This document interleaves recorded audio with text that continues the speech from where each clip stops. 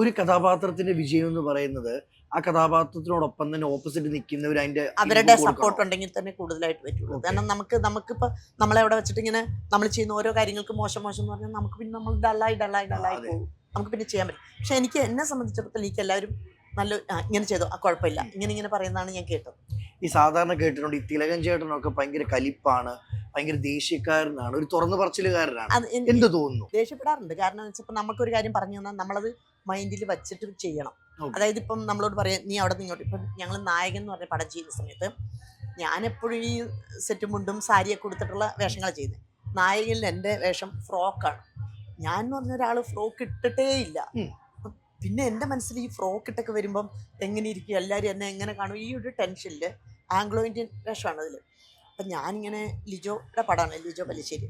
അപ്പം ഞാൻ പറഞ്ഞു, അയ്യോ എനിക്കിത് ഇട്ടിട്ട് ഒരു ഇതില്ല. അപ്പോൾ ലാഞ്ചേട്ടൻ എന്നോട് ചോദിച്ചു, നീ ഒരു ആർട്ടിസ്റ്റ് ആണെങ്കിൽ നീ വേഷമല്ല നോക്കട്ടെ, നീ അഭിനയിക്കാൻ നിനക്ക് പറ്റുമോ നോക്ക് നന്നായിട്ട്. ഏത് വേഷം എന്ന് പറഞ്ഞാൽ ആ വേഷത്തിനെ കുറിച്ച് പറഞ്ഞുകൊണ്ട് നിൽക്കാമല്ലോ. പിന്നെ ഞാൻ ഫ്രോക്ക് ഇട്ടു, ഞാൻ ചെയ്തു. എൻ്റെ നാട്ടിൽ ചാലക്കുടിയിലാണ് പള്ളിപ്പെരുന്നാളിൻ്റെ സമയത്താണ് തിലകൻചേട്ടൻ മരിക്കുന്ന ഒരു സീൻ എടുത്തത്.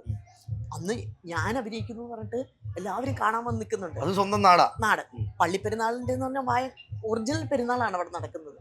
അപ്പം ജനക്കൂട്ടാണ്. അതിനിടയിൽ ഞാൻ ഈ ഫ്രോക്ക് ഇട്ടിട്ട് തിലകൻചേട്ടൻ വെടിവെച്ച് വീഴുന്ന സമയത്ത് കയറി കെട്ടിപ്പിടിച്ച് കരയുന്ന സീനൊക്കെ ഉണ്ട്. പക്ഷേ ചേട്ടൻ പറഞ്ഞു, ഇവിടെ നീ ഇതായി കഴിഞ്ഞാൽ എന്നെപ്പോലെ മാത്രമല്ല ഇവിടെ ഇരിക്കുന്ന എത്രയോ പേരുടെ ബാധിക്കും. അപ്പം അതുകൊണ്ട് വളരെ ശ്രദ്ധിച്ച് ചെയ്യാന്ന് പറഞ്ഞു. പക്ഷെ ഞാനത് ചെയ്ത് കഴിഞ്ഞപ്പോൾ ചേട്ടൻ പറഞ്ഞു, നന്നായി കേട്ടോ, നന്നായി അമ്പിയ നന്നായി ചെയ്തു കേട്ടോ. അത് നമുക്കൊരു പ്രോത്സാഹനമാണ്. പിന്നെ നമുക്ക് കൂടുതൽ ചെയ്യാനുള്ള ഒരു പ്രചോദനം കൂടെ കിട്ടുകയാണ്.